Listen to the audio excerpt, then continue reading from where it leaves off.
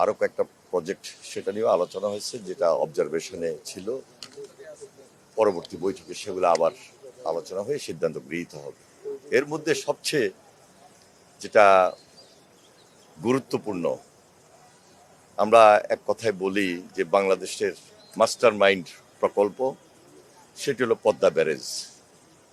প্রায় ৩৫,০০০ কোটি টাকার এই প্রজেক্ট আজকে অনুমোদন হয়েছে, যেখানে বাংলাদেশের 3 ভাগের 1 ভাগ অঞ্চল, 24টা জেলা, 7 কোটি মানুষ, 37% তারা উপকারভোগী। জনস্বার্থে জনগুরুত্বপূর্ণ বিদায় এই প্রকল্পটি আজকে অনুমোদন হয়েছে।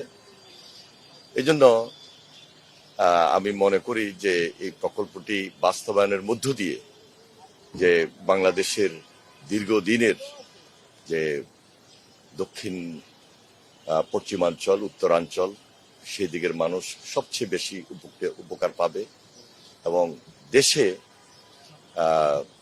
যে একটা উপকার সুবিধা রেভিনিউর দিক থেকে, সেটা আমরা এই প্রজেক্টটা শেষ হলে সবচেয়ে বেশি অর্জন করতে সক্ষম হব।